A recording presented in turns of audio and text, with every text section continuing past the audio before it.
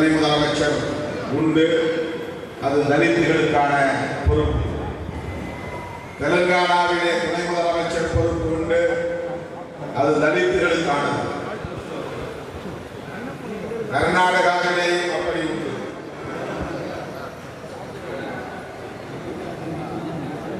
ஆனால் தமிழ்நாட்டில் பகுத்தறிவு பிரகடன தந்தை பெரியார் அரசியலை பேசும் இந்த மண்ணில் கூட்டணி அமைச்சரவைக்கு இடமில்லை என்ற நிலைதான் நீண்ட காலம் நீடித்தது. அதிலிருந்து தலித்துகளுக்கு அல்லது தலித் இயக்கங்களுக்கு அமைச்சரவை இடம்பெறக்கூடிய அளவுக்கான அங்கீகாரம் இதுவரை உருவானதில்லை. 74 சாதிகள் பட்டியலில் உள்ளன. அட்டவணை சாதிகள் பட்டியல் சமூகத்தினர். அதிலே 3 பெரும் பிரிவுகளை சார்ந்தவர்களுக்கு மட்டும் தவறாமல் 3 பேருக்கு மந்திரி என்கிற ஒரு ஒதுக்கீடு கடைபிடிக்கப்பட்டு வந்தது.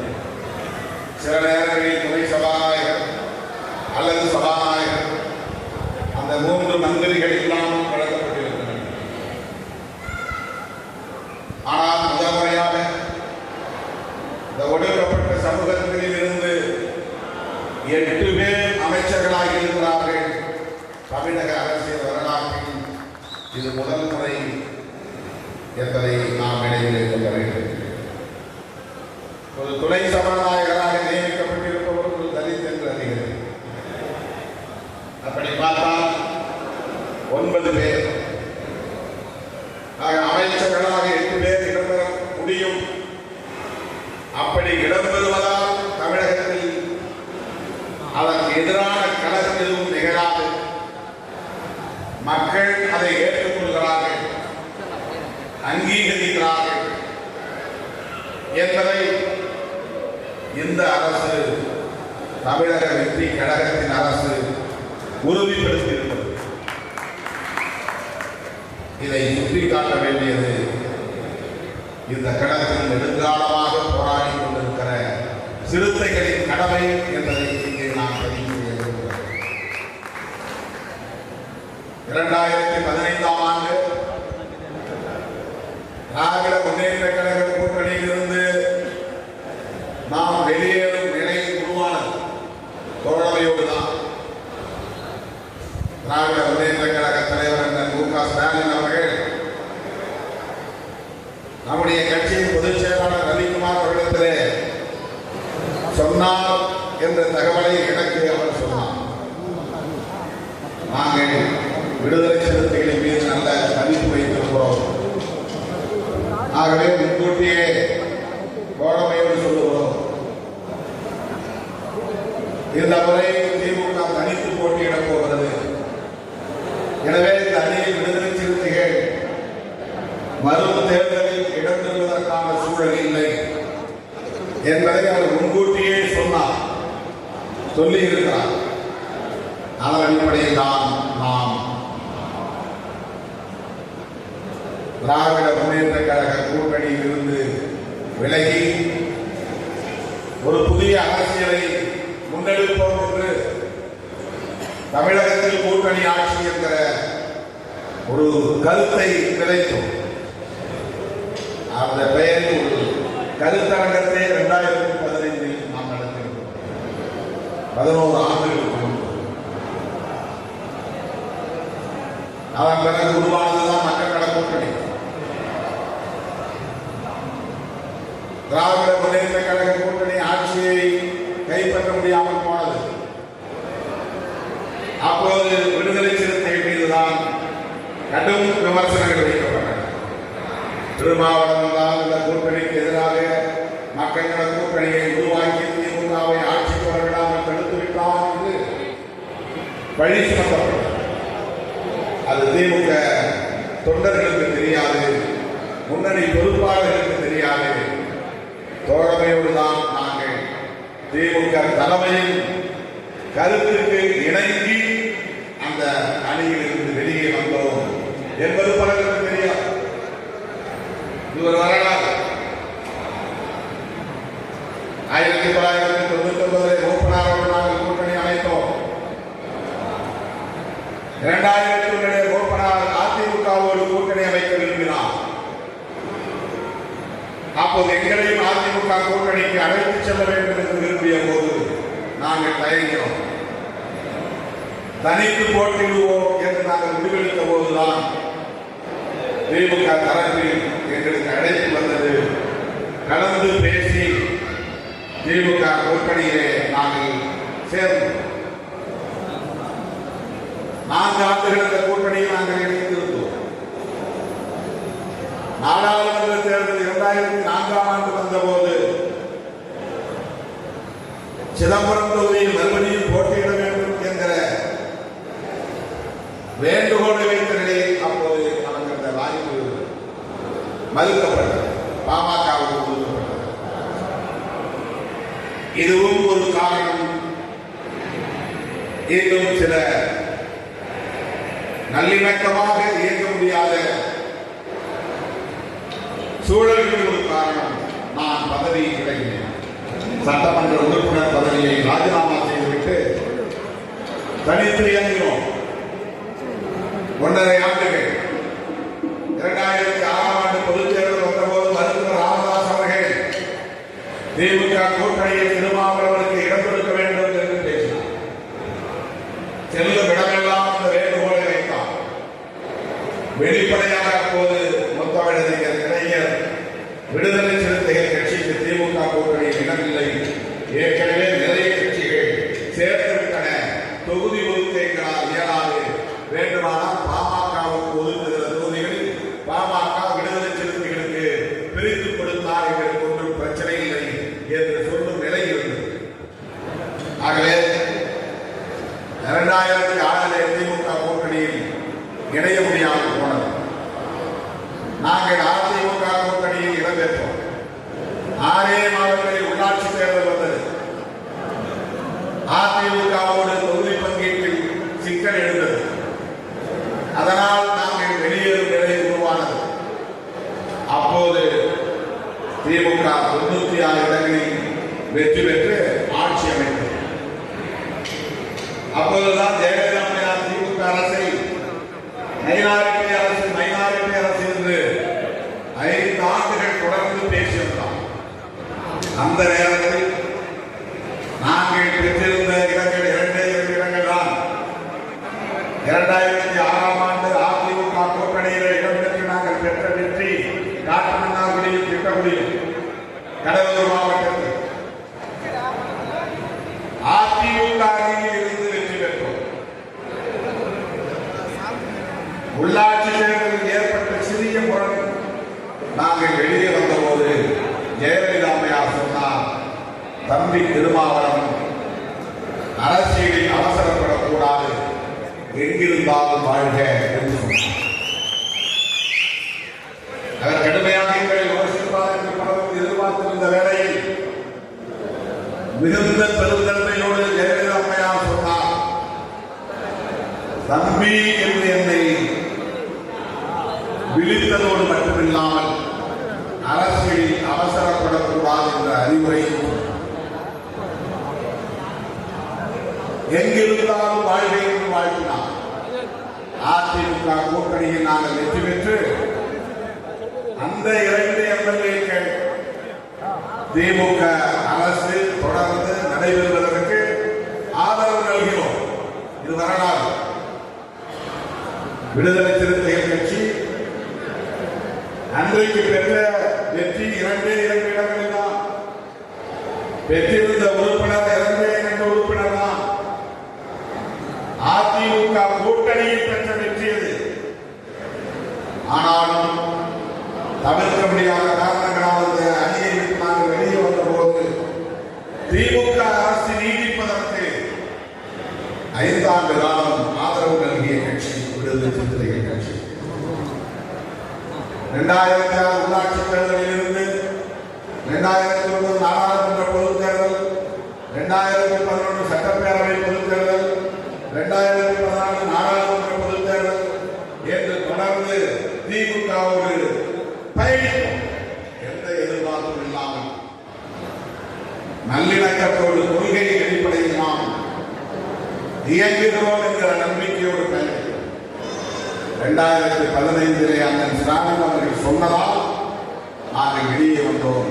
திமுக தோழர்கள் புரிந்து கொள்ள வேண்டும், மக்கள் நல கூட்டணி உருவானது அப்படித்தான். அதை நான் உருவாக்கவில்லை. நான் வெளியே நின்று கூட்டணி ஆட்சிக்கான கருத்தை விதைத்த இடதுசாரிகள் எடுத்த முயற்சி, அவன் வைகோ எடுத்த முயற்சி நான் கிளைம் செய்யவில்லை, நானும் சேர்ந்து கொண்டேன். அவ்வளவுதான், இது வரலாறு. அதன் பிறகு 2017 காவிரி நீர் பிரச்சனையை ஒட்டி ஒரு பயணம் மேற்கொண்டோம். அண்ணன் ஸ்டாலின் அவர்களின் கைகளை கோர்த்தோம். அதிலிருந்து இந்த தேர்தல் முடிவுக்கு பின்னர் தாவேகாவுக்கு நீங்கள் ஆதரவு நல்கிறீர்கள் என்று அண்ணன் ஸ்டாலின் அவர்களுடைய இசைவை பெற்று நாங்கள் இன்றைக்கு தாவேகாவுக்கு ஆதரவு. எவ்வளவு நீண்ட பயணம்! 2001 2004 வரை திமுக கூட்டணி, 2006 2015 வரை திமுக கூட்டணி, 2017 2026 மே மாதம் 4ஆம் தேதி வரை 5ஆம் தேதி வரை, இன்னும் சொல்ல போனால் மே மாதம் 9ஆம் தேதி வரை திமுக கூட்டணி தான் பயணிக்கும். நாங்களாக வெளியேறுகிறது. 5ஆம் தேதி அவரை சந்திக்க வேண்டும் என்ற ஆலோசனையே இடதுசாரி கட்சி தலைவர்களுக்கு ஒரு வேண்டுகோளாக வைத்தது திருமாவளவன். நாங்கள் போய் பார்க்கிறோம். நீங்களே அவரிடத்தில் தேதி ஒப்புதல் இசைவு கேளுங்கள் என்று கேட்ட சொன்னார்கள். நானே தான் இந்த நேரத்தை குறித்து சந்தித்தோம். சூழலை விளக்கிறோம். குடியரசுத் தலைவர் ஆட்சி வந்துவிடக் கூடாது என்பதில் திமுகவுக்கும் உடன்பாடு இருந்தது. காங்கிரஸ் வேகமாக முடிவெடுத்ததற்கு என்ன காரணம் எனக்கு தெரியாது. திருமாவளவன் அவசரப்படவில்லை. ஒரு முறைக்கு பலமுறை திமுக தலைவரை சந்தித்திருக்கிறோம், துணை முதல்வரை சந்தித்திருக்கிறோம், அமைச்சர்களை சந்தித்திருக்கிறோம், நிகழும் அரசியல் சூழலை விவாதித்திருக்கிறோம். இப்போது தாவேகாவை ஆதரிப்பது என்பது ஒரு அரசியல் கட்டாயம் என்பதை அனைவரும் உணர்ந்த நிலையில்தான் 5ஆம் தேதியோ 6ஆம் தேதியோ காங்கிரஸ் ஆதரவு தந்தது. 8ஆம் தேதி இடதுசாரிகள் ஆதரவு தந்தார்கள். 9ஆம் தேதி மாலை 4 மணிக்கு தான் விடுதலை சிறுத்தைகள். அதுவும் அமைச்சர்களை இழந்த மாற்றோம் என்பது 10 நாட்கள் கழிந்துதான் அமைச்சரவையில் இடம்பெறுகிற முடிவை அன்றைய முதலமைச்சரின் இசைவையும் பெற்றோம், துணை முதலமைச்சரின் ஒப்புதலையும் பெற்றோம். உடனிருந்த பல அமைச்சர்களின் ஆலோசனையும் பெற்றோம். அவர்களின் மனமுவந்த ஒப்புதலோடுதான் தமிழக வெற்றி கழகத்தின் ஆட்சி அமைவதற்கு ஆதரவு நல்கிறோம். இதெல்லாம் எதற்காக நாம் சொல்லுகிறேன்? ஒரு அணியை நாங்கள் இணைந்திருக்கிற போது அந்த அணியோடு எவ்வளவு நல்லிணக்கமாக செல்ல முடியுமோ, அந்த உறவை வேண்டி பாதுகாக்க முடியுமோ, அந்த அரசியலை சேதப்படுத்தாமல் எடுத்துச் செல்ல முடியுமோ, அந்த அளவுக்கு ஒத்துழைப்பு நல்கிய திருமாவளவன். காட்டுவண்ணார் கோவிலில் போட்டியிடக்கூடாது என்று திமுக தலைமை கட்டாயப்படுத்துகிறது. அதை பரிசீலித்து பாருங்கள். நல்லதா கெட்டதா? நீங்கள் தமிழ்நாடு முழுவதும் பயணம் செய்ய வேண்டிய தேவை இருக்கிறது என்று சொன்னபோது அவர் மனம் சங்கடப்பட்டு விடக்கூடாது என்ற அடிப்படையில் நானே எடுக்க முடிவுதான்.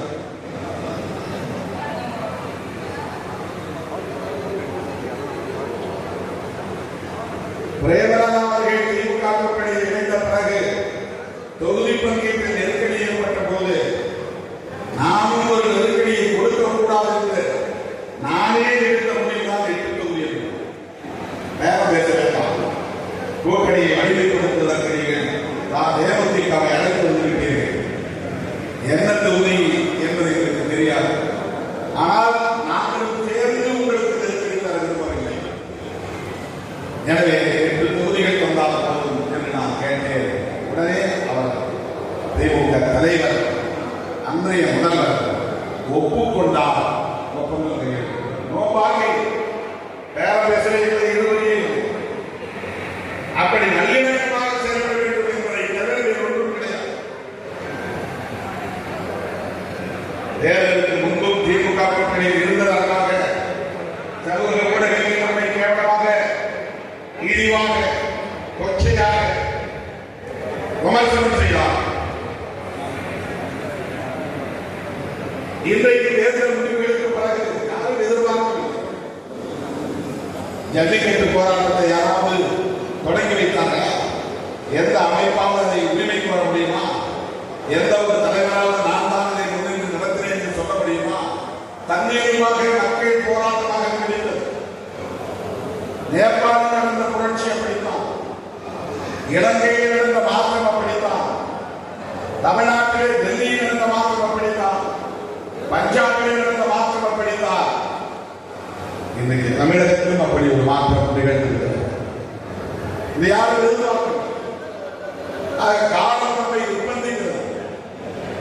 திமுக கூட்டணியின் தோல்விக்கு யார் காரணம் என்று ஆய்வு செய்வதை விட தாவேக்காவுக்கு மக்கள் ஆதரவளித்ததற்கு எது காரணம் என்பதை ஆய்வு செய்ய வேண்டும். இந்த தலைமுறையின் பொது உளவியல் மைண்ட் செட் எப்படி உருமாறுகின்றது என்பதை ஆய்வு செய்ய வேண்டும். சிறப்பாக வேலை செய்ய தோன்று போனோமா? சிறப்பாக வேலை திமுகவை போல ஒரு கட்டுக்கோப்பாக கீழ்மட்ட வரையில் மேற்கால் மட்ட வரையில் அமைப்பு பலம் கொண்ட ஒரு கட்சி தமிழ்நாட்டில் இல்லை என்று சொல்ல முடியும். ஆனால் அதே மக்களுக்காக பண தட்டுப்பாடு பிரச்சனையா, அல்லது சாதி ஒரு காரணமா, மதம் ஒரு காரணமா? மத அரசியல் இருந்தால் பாஜக வெற்றி பெற்றிருக்க வேண்டும். சாதி அரசியல் வெற்றி பெற்றிருந்தால் 17 இடங்களில் வெற்றி பெற்று போட்டியிட்ட பாமக 10க்கு மேற்பட்ட இடங்களில் வெற்றி பெற்றிருக்க வேண்டும். இங்கே சாதிக்கு இடமில்லை, மதத்திற்கு இடமில்லை, மனத்திற்கு இடமில்லை, உழைப்புக்கு இங்கே எந்த மதிப்பும் இல்லை, கருத்து எழுதிக்கு பெரிதாக முன்னிறுத்தப்படவில்லை, கூட்டணி பலனும் இங்கே பெரிதாக மக்களால் ஏற்கப்படவில்லை. இப்படி ஒரு மாற்றம் நிகழ்ந்திருக்கிறது என்றால் கட்சிகளுக்குள்ளே விவாதிப்பதை விட இந்த கட்சிகளுக்குள் நிகழ்ந்த சிக்கல்களை விவாதிப்பதை விட பொதுமக்களின் உளவியல் என்னவாக மாறியிருக்கிறது. நேபாளில் வருவதற்கு எது காரணம்? காங்கிரஸ் பிஜேபி மோதிக்கொண்டிருக்கிறார்கள். டெல்லியிலே அரவிந்த் கெஜ்ரிவால் ஜெயித்து வருகிறார். காங்கிரஸ் பிஜேபி மோதிக்கொண்டிருக்கிறார்கள் பஞ்சாபில். அங்கே எந்த கிளையும் இல்லை. கிராமங்களில் அரவிந்த் கெஜ்ரிவால் வெற்றி பெற்று வருகிறார். அவர் பஞ்சாபிற்கு போகவில்லை, பெரிதாக போகவில்லை. ஊராக கிளையும் கிடையாது. விஜய் மக்கள் இயக்கம் இருந்தது 25 ஆண்டு காலம். அதையே ஒரு கிளை என்று கூட எடுத்துக்கொள்ள முடியும். அரவிந்த் கெஜ்ரிவாலுக்கு பஞ்சாபில் எப்படி எந்த கிளையும் கிடையாது. ஆனால் அரவிந்த் கெஜ்ரிவாலுக்கு வெற்றி பெறுகிறார். ஆம் ஆத்மி கட்சி ஆட்சியை கைப்பற்றுகிறது. இந்த மாற்றம் பொதுமக்களிடையே மாறியிருக்கிற இந்த உளவியல், இதை இன்றைக்கு யாரும் விவாதிக்காமல் திருமாவளவன் என்ன பண்ணார், ஏன் டிலே பண்ணார், அங்க ஏன் சோஃபா போச்சு, ரொம்ப அற்பத்தனமான விமர்சனங்கள். அரசியல் அறியாமையில் விழுகிற அற்பர்கள் இன்றைக்கு சமூக ஊடகங்களில் அறிவுஜீவிகளை போல ஒன்றுக்கு உதவாத பிரச்சனைகளை விவாதித்துக் கொண்டிருக்கிறார். தேர்தல் முடிவுகள் வருகிற போது கட்சி விட்டு கட்சி பதவி நாட்டப்பட்டவர்கள் போல என்பது இயல்பானது. அதனால் ஒரு கட்சியின் அடிமட்ட தொண்டர்கள் மாற்றமடைய மாட்டார்கள். இந்த வேதிகா மட்டும் பாதிப்பு கிடையாது. பதவிக்காக போட்டி போட்டுக் கொண்டிருந்தவர்கள் ஏமாற்றம் அடைகிற போது அது மிக மிக சொற்ப சதவீதம் தான். 0.001% அவ்வளவுதான் இருப்பாங்க. அவங்க எப்பவுமே தாவி கொண்டே இருப்பாங்க. இங்க இல்லைன்னா அங்க, அங்க இல்லைன்னா இங்க, இங்க இல்லைன்னா அங்க. ஏன்னா அவங்களுக்கு எப்போதும் பதவி இல்லை, அதிகாரம் இல்லை. இது தேர்தலுக்கு தேர்தல் நடக்கும். அதனால் ஒரு கட்சி வேர்க்கா மட்டத்தில் சிதைந்து போகலாம். தோழர்களே, இன்றைக்கு விடுதலை சிறுத்தைகள் கட்சி தமிழக அரசியலில் தவிர்க்க முடியாத ஒரு அரசியல் சக்தி என்பதை மீண்டும் நிறுவி காட்டியிருக்கிறோம். 2 சீட்டு தானே. ஒரு கட்டமத்தியில 100 மூட்டைகளை ஏற்றி வைத்து மாட்டை கூட்டி வண்டி ஓட்டுகிற போது 2 பக்கமும் கடையாடி என்ன ஆகும்? அந்த வண்டி என்ன ஆகும்? ஓடுமா? இந்த ஆட்சி வண்டி ஓடுவதற்கு 2 கடையாளிகளை போல இருக்கிற உறுப்பினர்கள் விடுதலை சிறுத்தைகள் உறுப்பினர்கள் 2 பேர் தான். வண்டி கடைசியாக இலக்கு போய் சேர்வதற்கு, சக்கரம் நடந்து போகாமல் ஓடுவதற்கு, மூட்டைகள் பத்திரமாக போய் சேர்வதற்கு கடையாளிகள் வேண்டும். இந்த கடையாளிகள் தான் விடுதலை சிறுத்தைகள் 2 உறுப்பினர்கள். காட்டிலிருந்து விளைச்சல் அறுவடை செய்தாகிவிட்டது, தூக்கியாகிவிட்டது, பதவி நீக்கியாகிவிட்டது, நல்ல தானியங்களை எல்லாம் அள்ளியாகிவிட்டது, கொண்டு வந்து களத்திலே கிடக்கிறது. அதை பாதுகாப்பாக வைக்க வேண்டுமானால் அவ்வளவு தானியத்தையும் அல்லையும் 2 பானையில் போட்டு பாதுகாப்பாக விவசாயி வீட்டிலே வைக்கிறவர். அந்த செயலை கொண்டால் இன்றைக்கு ஒட்டுமொத்தமாக தாவேகா கூட்டணி கட்சிகளின் இந்த வெற்றியை அடக்கமாக பாதுகாத்து வைக்கிற 2 பானைகள் தான் வன்னிய அரசு ஓதிமை. இந்த 2 பானைகளில் இந்த அரசு பாதுகாப்பாக இருக்கும். அமைச்சரவையிலிருந்து வெளியேறுவோம் என்று சொன்னது தாவேகாவை விரட்டுவதற்காக அல்ல, எங்களுக்கான சுதந்திரம் என்பதை உறுதிப்படுத்துவதற்காக. 2வது, நாங்கள் பதவிக்காகத்தான் இந்த ஆதரவை தந்தோம் என்று சில பேர் பேசுகிறார்கள். பதவியிலிருந்து வெளியேறி நின்றும் எங்களால் ஆதரவளிக்க முடியும். ஆட்சி தொடர்கிறது. அந்த ஸ்பேஸ் அங்கே இருக்கிறது, அந்த இடைவெளி அங்கே இருக்கிறது. பதவிக்காக போய் ஒட்டிக் கொண்டார்கள். பதவி ஆசையவர்களுக்கு கல்வி முரண்பாடுடைய ஒட்டி இருந்தால் பாஜகவுடைய கருத்தியல் பகை உண்டு. அந்த கட்சியோடு நாங்கள் அமைச்சர்கள் சேர்ந்திருந்தால் பதவி ஆசைக்காக எல்லாத்தையும் நாங்கள் திறந்து நாங்கள் உயர்த்தி பிடிக்கிற அம்பேத்கரை உயர்த்தி பிடிக்கிறார் விஜய், நாங்கள் உயர்த்தி பிடிக்கிற பெரியாரை உயர்த்தி பிடிக்கிறார் விஜய், நாங்கள் பேசுகிற சமூக நீதி அரசியலை நாங்களும் பேசுகிறோம் என்று உரத்து சொல்லுகிறார். என்ன முரண்பாடு இருக்கிறது? இன்னும் நாங்கள் கூட்டணி பேச்சுவார்த்தை தொடங்கவில்லை. மீண்டும் சொல்லுகிறேன், இது குழப்பம் இல்லை. இதுதான் அரசியல் நுட்பம். இந்த அரசியல் நுட்பத்தை புரிந்து கொள்ளாதவர்கள் தான் திருமாவளவன் குழம்புகிறான் என்கிறான். அவன் குழம்பி, நான் குழம்பவில்லை. ஒரு நெருக்கடி இருந்தது, ஆட்சி அமைக்க முடியாத ஒரு இக்கட்டு இருந்தது. 2 இடம் தேவைப்பட்டது. இந்த 2 இடம் கொடுத்தால் தாவேகா ஆட்சி அமைக்கும். இந்த 2 இடம் கொடுக்க முடியவில்லை என்றால் அது வேறு நிலைப்பாட்டை எடுக்க வேண்டும். என்ன நிலைப்பாட்டை எடுக்க வேண்டும்? ஒன்று அதிமுகவை உடையணும், இல்லைன்னா அதிமுக ஆதரவு அவங்க பெறணும், இல்லைன்னா தேசிய ஜனநாயக கூட்டணியில் இருக்கிற பாமக ஆதரவு அவங்க பெறணும். இந்த நிலை வேண்டாம் என்று உறுதியாக அவர் எடுத்ததால் திமுக கூட்டணியில் இருக்கிற மதசார்பற்ற சக்திகளாக இருக்கிற காங்கிரஸ், இடதுசாரிகள், விசிக, ஐஎம்எல் ஆதரவு வேண்டும் என்று வெளிப்படையாக அவர் கடிதம் எழுதுகிறார். ஊடகத்திற்கு அனுப்பப்பட்டது. திருமாவளவன் தலைமையில் இருந்தால் ஆட்சி அமைக்க முடியாமல் போய்விடவில்லை.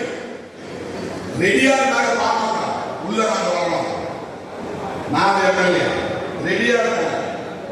அப்படி ஒரு நிலைப்பாட்டை எடுக்க வேண்டாம் என்று கொள்கை அடிப்படையிலே தாவேகா நினைத்ததால் அதை கொடுத்தார். அதுதான் தேசிய ஜனநாயக கூட்டணியில் இருந்து ஒருவரின் ஆதரவு நமக்கு தேவையில்லை. மதசார்பற்ற சக்திகளாக இருக்கிற இவர்களின் ஆதரவு நமக்கு தேவை. தேர்தலுக்கு முன்பு திருமாவளவன் விமர்சித்திருந்தாலும் இப்போது மதசார்பின்மையை காப்பதற்காக திருமாவளவன்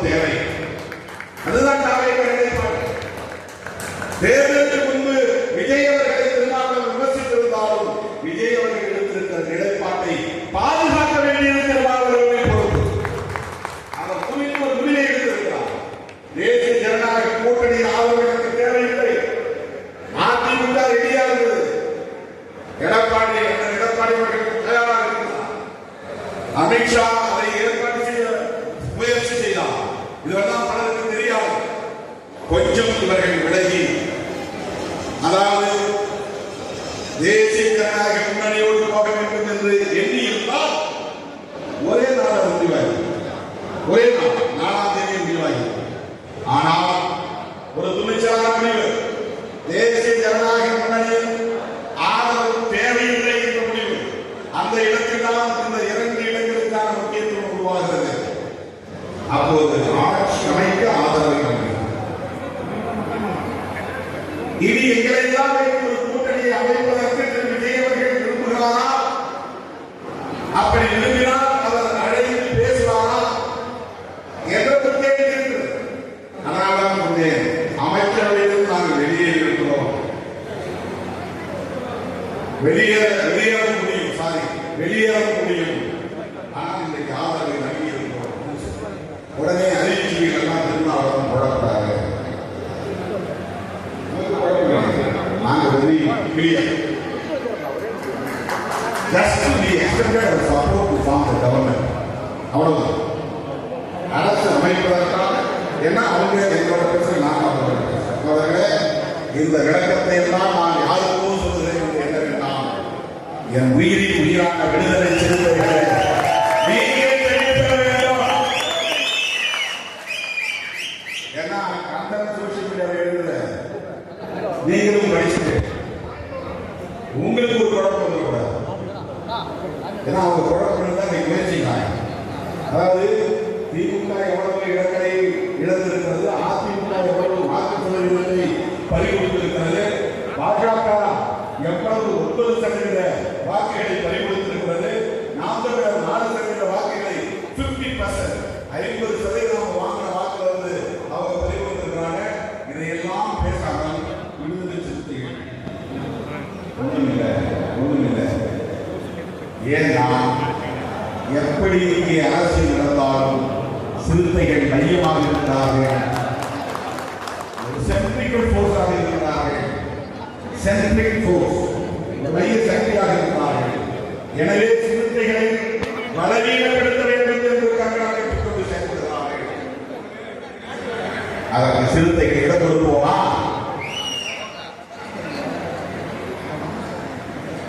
மீண்டும் சிறுத்தைகளை மையப்படுத்திய தமிழக அரசியல் இயங்கும் என்பதை சொல்லி மனவர்